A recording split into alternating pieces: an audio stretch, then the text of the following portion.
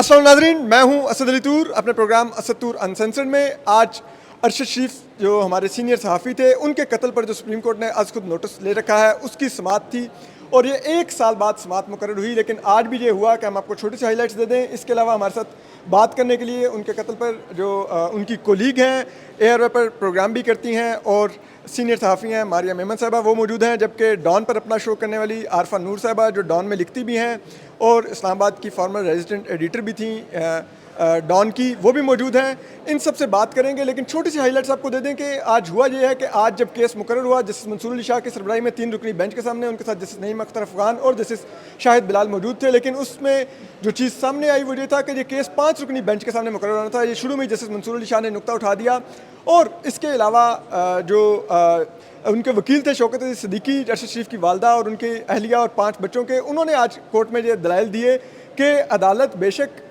ये देखती रहे, लेकिन हमारी एक दरख्वास्त मुस्तरद हुई भी है कि अदालत इस तहकीकात की खुद निगरानी करे और वो मुस्तरद हुई भी है। जबकि उन्होंने ये भी बताया कि ये केस जुलाई 2023 में मुकर्रर होने का ऑर्डर था, लेकिन जुलाई 2024 में मुकर्रर हो रहा है। इसके अलावा अटॉर्नी जनरल ने आज अदालत को आगाह किया कि हुकूमत ने कीनिया की हुकूमत से MLA निगोशिएट कर लिया है, जो जल्द ही वो काबीना के सामने रख के मंजूरी लेंगे और फिर कीनिया की हुकूमत से फॉर्मल एग्रीमेंट करके फिर उससे वहाँ से भी कानूनी मावनत ली जाएगी। लेकिन इस सब पर बात करते हैं मारिया मेमन से। मारिया, अरशद शरीफ आपके कोलीग थे, आज आपने जो अदालत में देखा, क्या आपको लगा कि ये इतना संजीदा मामला पाकिस्तान की रियासत के लिए है, पाकिस्तान की अदलिया के लिए है कि वो अरशद शरीफ के कत्ल को सॉल्व करेंगे, जो ज़िम्मेदारान हैं उनको कटहरे में लाएंगे, अंजाम तक पहुंचाएंगे? आपको लगा आज 1 साल बाद केस? देखिए, हम इसी शहर में, इसी मुल्क में रहते हैं। हामिद मीर साहब जिनको दिन दहाड़े गोलियां मारी गई, 10-11 साल हो गए ना उस वाक़े को, 10 साल तो हो गए आराम से। आज तक उसका कोई मंतकी अंजाम नहीं हुआ। वो शख्स इसी शहर में वो गोलियां अपने जिस्म में लिए हुए फिर रहा हो। सो बार ऑलरेडी बहुत लो है। अगर हम कहें कि हमें बहुत बड़ी कोई एक्सपेक्टेशन है कि कोई बहुत ही ज़्यादा तबाहकुन किस्म का यहाँ पर काम होगा या कोई इंसाफ की तरफ हम बड़ा तेज़ी से पेशरफ्त करेंगे, ऐसा नहीं होगा। बार बहुत लो है, लेकिन आज मुझे लगता है कि वो बार और लो चला गया नीचे, इसलिए क्योंकि कोड नंबर 1 में जब हम आए, ये केस लगा, एक उम्मीद की किरण थी कि चलो एटलीस्ट इस पर डिस्कशन होगी। 1 साल से केस मुंजमद है, हम इसको फॉलो कर रहे हैं, लेकिन अदालत टेक अप नहीं करी थी, तो हमें खुशी हुई कि चलो जी, सबसे बड़ी अदालत कोर्ट नंबर 1 में केस लगेगा। जब हम यहाँ पहुँचे तो बजाय इसके कि केस के सब्सटेंस पे बात हो, टेक्निकलिटीज़ के ऊपर बात हो रही थी। अच्छा, मेरा कानून का बड़ा बेसिक लेवल का नॉलेज है, मैं दैट इज़ फेयर, वो हम सब का इतने, हम में से कोई भी वकील नहीं है, हम सहाफ़ी हैं। आपको बहुत बेहतर पता होगा, एटलीस्ट आप ये कवर करते हैं। लेकिन जब वहाँ पे टेक्निकल बहस शुरू हुई, 3 बेंच 5 बेंच, तो मुझे एकदम से तजस्सुस हुआ, ये 3 बेंच 5 बेंच की क्या बात हो रही है। तो हमें पता चला गलती से ये 3 रुकनी बेंच के आगे केस लग गया है। अच्छा, आप कवर करते हो सुप्रीम कोर्ट, कभी इससे पहले ऐसी गलती हुई है कि 5 रुकनी बेंच के आगे लगना हो और 3 रुकनी? मुझे नहीं पता, मैं अच्छा नहीं, मुझे इसमें जो सबसे बड़ी हैरत की बात थी मेरे लिए कि उन्होंने कहा गलती से कमेटी ने 3 रुकनी बेंच के आगे लगा दिया, लेकिन उस कमेटी के रुकन है सीनियर प्यूनेट जस्टिस मंसूर अली शाह। क्या उस वक्त उनको आइडिया नहीं था कि ओपन कोर्ट में आके उनको आइडिया हो गया तो 5 मेंबर बेंच के आगे लगना है? क्योंकि ये बड़ा हाई प्रोफाइल केस है ना। देखिए, बात तो हमने आज सब्सटेंस पे करनी थी, हम तो पीछे बैठकर गुफ्तगू कर रहे थे कि आज क्या ये जुडिशल कमीशन की तरफ मामला जाएगा, ये केस आगे किस तरह बढ़ेगा। लेकिन जब वहाँ अपने टेक्निकलिटीज़ के ऊपर ही उठ के बात करना शुरू कर दी और टेक्निकली ही इस मामले को पहले नहीं ठीक से देखा गया, so we were shocked. Court two number 1 है, ये कोई छोटा लोअर कोर्ट है, कोई और सेशन कोर्ट में हम नहीं गए जहाँ गलती हो गई। हाई प्रोफाइल केस है, सबको मालूम है, रिपोर्टिंग हुई है। आज मीडिया आया हुआ था, उतनी बड़ी तादाद में नहीं आया जितना मेरा ख्याल था आना चाहिए। लेकिन बहरहाल मैं आई वाज शॉक्ड कि कैसे ये टेक्निकल ग्लिच है। बट बहरहाल कोई बात नहीं जी, हम लगे रहेंगे, हम इसको फॉलो करते रहेंगे केस अभी। लेकिन मारिया, आप तो केस को फॉलो करती रहेंगी, आपने खुद ही अभी पॉइंट आउट किया भी। मेरे लिए भी बड़ा डिसअपॉइंटिंग था कि जो अरशद के कोलीग्स एंकर्स हैं, आप लोग 3-4 चेहरे ही मुझे नज़र आए बमुश्किल, मेरे ख्याल मैक्सिमम 4 चेहरे थे अगर मैं गलत नहीं हूँ, ठीक है। और हमारे सुप्रीम कोर्ट के रिपोर्टर्स भी जो हम कवर करते हैं वो भी बहुत डिसअपॉइंटिंग नंबर था, वो भी 2-3 लोग ही थे। अरशद शरीफ का कत्ल, इतने हाई प्रोफाइल जर्नलिस्ट का कत्ल, और अब इस तरह से ट्रीट होना कि लाइक ना रियासत की दिलचस्पी नज़र आ रही है, ना अदालत की, ना हम सहाफ़ी बरादरी की उस तरह से दिलचस्पी नज़र आ रही है। हमारा एक भाई मारा गया है। क्या आपको लगता है कि इसका एक चिलिंग इफ़ेक्ट है आप सब लोगों के लिए भी, जो करते हैं, शोज़ करते हैं, सहाफ़त करते हैं, कि अगर ये बार क्रॉस करेंगे तो ये कीमत अदा करेंगे और फिर पीछे कोई पूछने वाला भी नहीं होगा? इसका काम पर असर पड़ता है? सेंसरशिप, वो जैसे कहते हैं ना, एक अंदर से एक सेल्फ सेंसरशिप का एक मैकेनिज्म एक्टिव हो जाता है। देखिए, रियासत का इंटरेस्ट ना हो, अदालतों का इंटरेस्ट ना हो, इस मुल्क के अवाम का बड़ा इंटरेस्ट है इस True. अरशद शरीफ कत्ल केस के अंदर। आप कहीं भी जाएं, किसी से भी बात करें, पर्सनली जब हम लोगों से मिलते हैं वो अरशद के बारे में ज़रूर बात करते हैं, इस केस के प्रोग्रेस के बारे में हमसे ज़रूर सवाल करते हैं। तो इनका इंटरेस्ट हो ना हो, लोग बहुत इन्वेस्टेड हैं इस केस के अंदर। आज नहीं, कल नहीं, परसों नहीं, कभी भी जब इसका फैसला आएगा, इस पर प्रोग्रेस होगी, आप देखेंगे कि पब्लिक सेंटिमेंट इससे बड़ा क्लोजली कनेक्टेड है। सेंसरशिप तो जाहिर सी बात है, इस मुल्क में हम पले हैं, बड़े हैं, हम हमारी नस्ल, हमसे पिछली वाली नस्ल, हम सब ने देखा है कि भाई हमें मालूम है कि कब हम खुलकर कब तक बात करनी है, कब थोड़ा सा पीछे स्टेप लेना है। तो ये हम अपनी स्पेस खुद ही श्रिंक और एक्सपैंड करते रहते हैं ना, देख के। तो श्रिंक हुई है ऑफ कोर्स स्पेस, इसके बाद क्या मोस्ट प्रॉब्ली एक्सपैंड भी हो जाए, बिकॉज पाकिस्तान में कभी श्रिंक स्पेस हमेशा श्रिंक तो नहीं रहती, वो खुलता रहता है, बंद होता रहता है रास्ता। तो जाहिर सी बात है, हम लोग बहुत केयरफुल हैं। देखिए, इसका सबसे बड़ा नुकसान जो है ना, वो मेन स्ट्रीम मीडिया को भी हुआ ना। देखिए, आप अपने ब्लॉग्स के अंदर जो खुलकर बातें करते हैं, वो हम शायद टीवी के ऊपर नहीं बातें कर सकते, लेकिन क्या बात करनी छोड़ दी आप लोगों ने? अगर हाँ, मेन स्ट्रीम टेलीविजन के ऊपर बात नहीं होगी, अगर आप और मैं भी बात चलें, आप भी बात नहीं करते, तो आपका ख्याल है कि और कोई मुल्क के अंदर ये बात नहीं करेगा? गुफ्तगू नहीं रुक सकती, उसका मीडियम तब्दील हो सकता है, वो किस प्लेटफॉर्म पे हो रही है ये तब्दील हो सकता है, एक आइडिया और गुफ्तगू नहीं रुक सकती। सो इसको देखते हुए हम सब अपनी अपनी स्पेस जो है उसको असेस करते हैं, हर हफ्ते, हर महीने, हर दिन, और उसके बाद बात करते हैं। मैं हमारे आपको वापस आऊँगा एक और सवाल के साथ, आखिरी सवाल के साथ। लेकिन आरफा, आप बताइए कि अरशद शरीफ का आज कत्ल की समाअत देख के आपका इंप्रेशन क्या था अदालत के अंदर? कि ये क्या मतलब लीगल पॉइंट से हटके कि 3 रुकनी 5 रुकनी, लेकिन ओवरऑल आपको एक संजीदगी लगी इस अदालत के अंदर के? आपका एक कोलीग है, मर्डर हुआ है, लोग दावे कर रहे हैं इस मुल्क के अंदर, शौकत सिद्दीकी ने भी कहा कि हिंट दे रहे हैं कि हमें पता है अरशद को किसने कत्ल किया, लेकिन रियासत और अदालत का आज कुछ आपको लगा कि कुछ? देखिए, मैं तो बिल्कुल शॉक नहीं हुई, मैं बिल्कुल सरप्राइज़ नहीं हुई, क्योंकि जो एक तारीख़ का फ़ैसला आएगा, तारीख़ का फ़ैसला आएगा कि अरशद के साथ क्या हुआ, तो जो पिछले साल में हमने होते देखा, हम में से किसी को भी मेरे ख़्याल में इसमें ना सरप्राइज़ होना चाहिए, ना परेशान होना चाहिए कि साल लग गया, ये केस नहीं सुना गया और आज सुना गया तो इसमें क्या हुआ। बार बार केन्या का ज़िक्र आता है, बार बार उन लोगों का ज़िक्र आता है जो हिंट्स ड्रॉप कर रहे हैं। भाई, आज तक किसी में हिम्मत हुई है कहने की कि अरशद के ऊपर जो FIR हुई थी वो किसने करवाई? अरशद अगर मुल्क छोड़ के गया तो आप या मुझसे तो डर के नहीं गया ना। ये चीज़ें तो इन्वेस्टिगेट हो और सकती। वो उस वक्त किन लोगों के बारे में बात कर रहा था, किन पर तनकीद कर रहा था, ये देखना चाहिए। तो ये जब चीज़ें आप इनके ऊपर जवाबात नहीं देंगे, तो जैसे मारिया ने कहा, लोग बात करना छोड़ते नहीं और लोग अपने खुद से फैसला कर लेते हैं कि ये क्या हुआ और किसने किया। और जब ये फैसला हो गया और रियासत की तरफ से या पॉलिटिकल पार्टीज़ की तरफ से या अदालत की तरफ से, ये सब अगर इन सब के पर जल रहे हैं तो लोगों ने फैसला कर लिया। अब ये जो तारीख़ का फ़ैसला है, इस पे हो सकता है कि हमारी जो अदलिया है और रियासत को शायद 4 साल बाद ये ख़्याल आ जाएगा और अदलिया को 25 साल बाद ख़्याल आ जाएगा, मगर वो लोगों के उस फ़ैसले को तब्दील नहीं कर सकेंगे। और देखिए ना, ये तो अब सहाफ़ियों की जहाँ बात की, मारिया ने अभी बात की हामिद मीर साहब की, उससे पहले शहजाद सलीम को भी इसी शहर में मारा गया। F6 से अगवा करके उनको शहीद किया गया। वो हमें नहीं मालूम कि उनके साथ क्या हुआ। हयातुल्लाह वज़ीरिस्तान में गालिबन। सो ये तो पाकिस्तान में ऐसे बहुत से नाम आए और वो अब हम लोगों को ही याद है। अरशद तो I think was very lucky कि आम लोग भी आज इतना याद करते हैं। बहुत से हमारे सहाफ़ी आए, उनके साथ ये ज़्यादतियाँ हुई और सब उनको भूल गए हैं। तो एक हमारे दोस्त कॉलीग कराची में थे, द नेम एस्केप्स, वली खान बाबर, उनके साथ भी हुआ।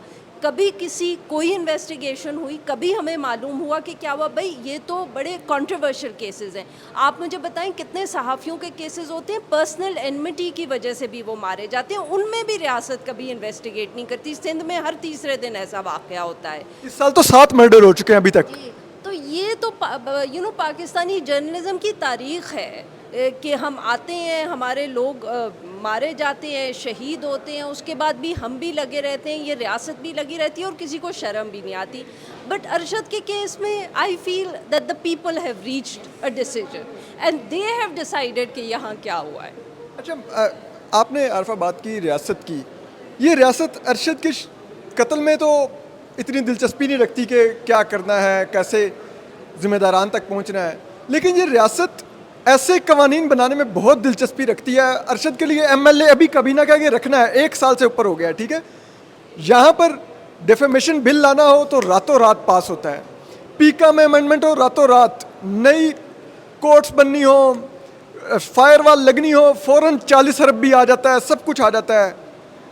ये क्या रियासत का मिजाज जाहिर करता है कि इस रियासत को लोगों को दबाने में, लोगों का गला घूंटने में, मीडिया का गला घूंटने में ज़्यादा दिलचस्पी है, लेकिन अगर कोई सहाफ़ी कत्ल हो जाए वो इतना बड़ी प्रायोरिटी नहीं है।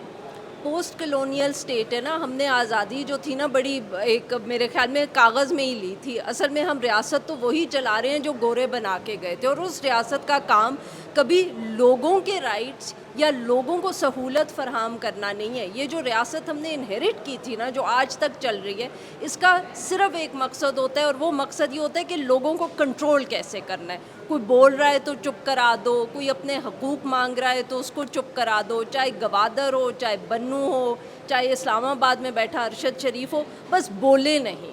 जो बोलेगा, हकूक़ की बात करेगा, रियासत को एक ही चीज़ इस्तेमाल करनी आती है, और वो है द यूज़ ऑफ वायलेंस। वो वायलेंस चाहे उन्होंने कवानीन के थ्रू करने हो, चाहे वो तशद्दुद उन्होंने एक्चुअल वायलेंस से इस्तेमाल करना है। बट जो रियासत है ना हमारी, बदकिस्मती हमारी है कि इस रियासत को काम एक ही करना आता है, और वो है लोगों पे तशद्दुद।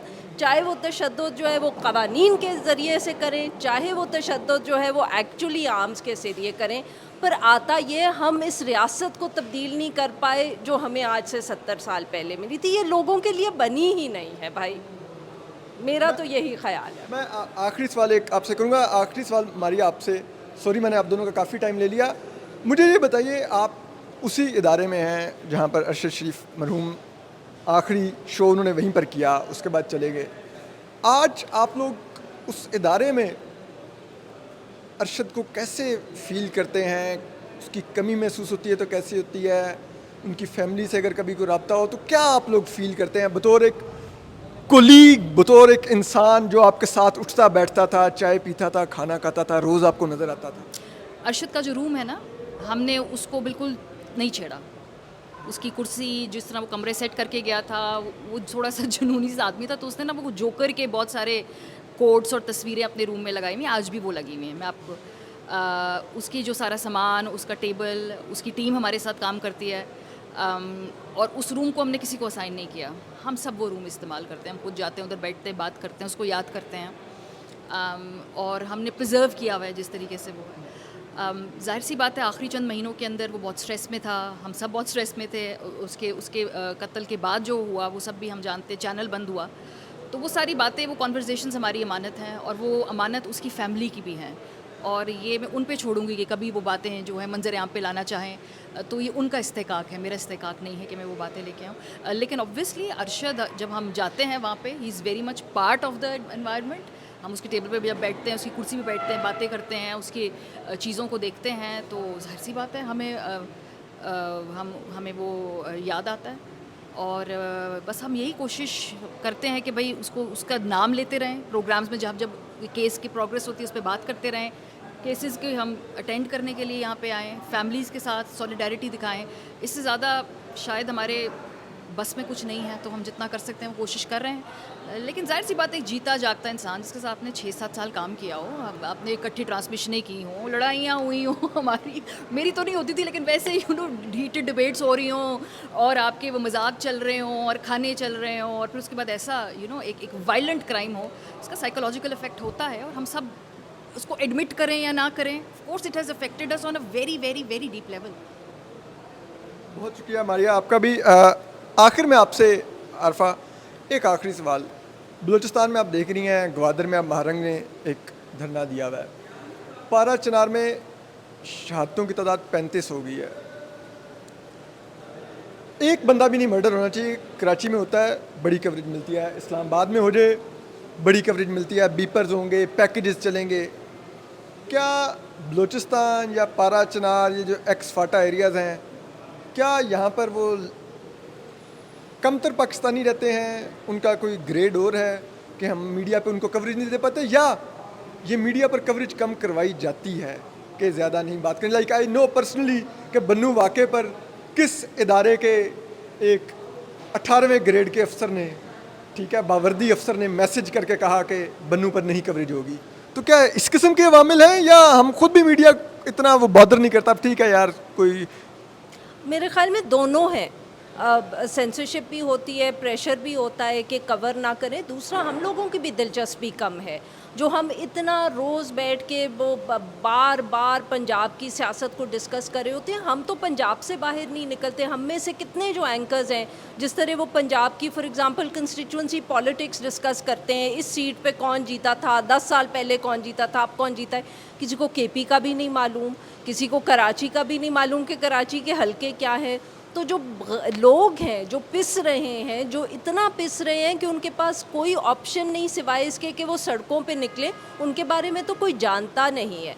तो रियासत की तो जो जिम्मेदारी कोताहियाँ या ज़्यादतियाँ हैं वो तो हैं, जिसका हम याद भी बहुत रखते हैं। पर मेरे ख़्याल में हमें अपने गिरेबान में भी झांकना चाहिए कि हम कितनी दिलचस्पी लेते हैं इर्द गिर्द में। हाँ, ना हमें अपने सूबे या शहर से बाहर का कोई एहसास है, ना हमें अपने ख़ित्ते में दूसरे ममालिक का कोई एहसास है। हम जो सहाफ़त करते हैं ना, ये बहुत कुएं के मेंढक वाली सहाफ़त है।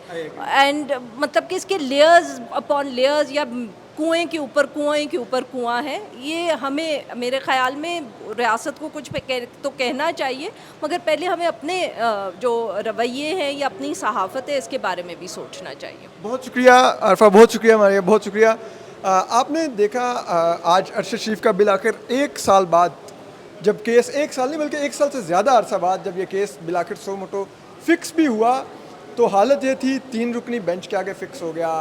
अब जब कहा गया कि दोबारा कब फिक्स करेंगे, उनके वकील, जो उनके अहल खाना के वकील थे शौकत सिद्दीकी साहब, उन्होंने कहा कि आप फौरी और जल्दी फ़िक्स का इसका कहें कि कमेटी के आगे रख के इसको फौरी फिक्स किया जाए। तो जस्टिस मंसूर अली शाह ने बताया कि इसमें 2 और जजेस का होना बहुत ज़रूरी है, जस्टिस जमाल खान बंदोखेल और जस्टिस मोहम्मद अली मज़हर। तो उनकी अवेलेबिलिटी भी देखनी पड़ेगी, उनकी अवेलेबिलिटी के लिहाज से ये फ़िक्स होगा। ये पाकिस्तान में अदलिया का ये हाल है कि एक सहाफ़ी है, और सहाफ़ी भी मेरे जैसा मामूली नहीं है, एक हाई प्रोफाइल जर्नलिस्ट हैं अरशद शरीफ, जो आरफा नूर साहिबा ने भी कहा कि क्या हमें नहीं मालूम या आवाम को नहीं मालूम क्या हुआ है। आवाम अपना फ़ैसला दे चुके हैं कि अरशद शरीफ को किसने कत्ल किया, लेकिन ये अदालत अभी तक नज़रें चुरा रही है कि अरशद शरीफ का कत्ल किसने किया। सबको अगर आप देखें तो कड़ियाँ नज़र आती हैं किस तरफ जाती हैं। आप बताइए ना, आखिरी दिनों में अरशद शरीफ पर FIRs कौन कटवा रहा था? इस मुल्क में ये मुहिब्बे वतन शहरी कहाँ से पैदा होते हैं नामालूम, जो जाके इस्टेब्लिशमेंट के नाकिदों पर FIRs कटवाने लग जाते हैं। उनको कहाँ से मोटिवेशन मिलती है, कहाँ से वसाइल आते हैं? आप बताइए ना, आपके मेरे साथ चोरी डकैती को कत्ल की वारदात हो जाए, हमें कई दिन लगते हैं FIR कटवाने में, और ये लोग नामालूम लोग जो मुहिब्बे वतन उठते हैं किसी गली महल्ले से, उनकी FIR मिनटों में कटती है। मेरे खिलाफ कटनी हो, आपके खिलाफ। तो अरशद शरीफ के खिलाफ ये FIRs कौन कटवा रहा था? उन FIRs के मुद्दईन को बुलाया जाए। JIT छोड़ें, JIT क्या करेगी? JIT खुद इन रियासत के मुलाजमीन पर मुश्तमिल है, वो रियासत से टक्कर लेगी। ये अदालत बुलाए, उन मुद्दईन को रोस्ट्रम पर खड़ा करके उन पर जरा करें कि आपको कौन कह रहा था, या आपको क्या ऐसी मोटिवेशन थी कि आप ये FIRs कटवा रहे थे? आपके पास कहाँ से वसाइल आ रहे थे कि आप थानों में जा रहे थे और FIR कट रही थी?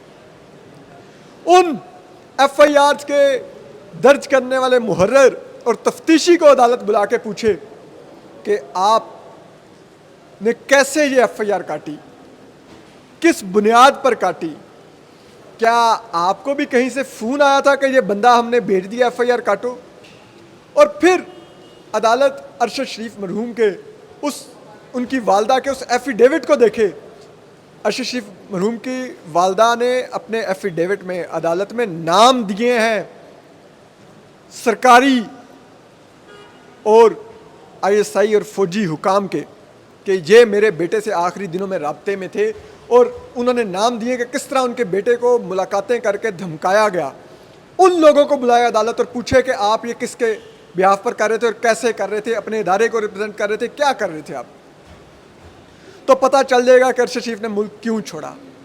और फिर अगर ये पता चल जाएगा कि किन के डर से छोड़ा, किन से अरशद को जान का खतरा था, तो फिर ये भी अदालत इस नतीजे पर पहुंच सकती है, अगर तहकीकात मजीद करे, कि फिर क्या जिनकी से अरशद को जान का खतरा था और जिनकी वजह से अरशद ने मुल्क छोड़ा, तो क्या फिर अरशद के कत्ल में यही लोग मुलव्विस थे? क्यों?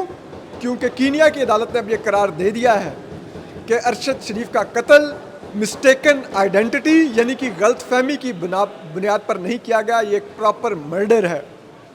तो अगर कीनिया में साबित हो चुका है कि अरशद शरीफ को कत्ल किया गया है और ये गलतफहमी में पुलिस की फायरिंग में नहीं अरशद शरीफ शहीद हुए, तो फिर अब यहाँ पर देखना चाहिए कि वो कत्ल यहाँ पर से क्या ऑर्डर किया गया।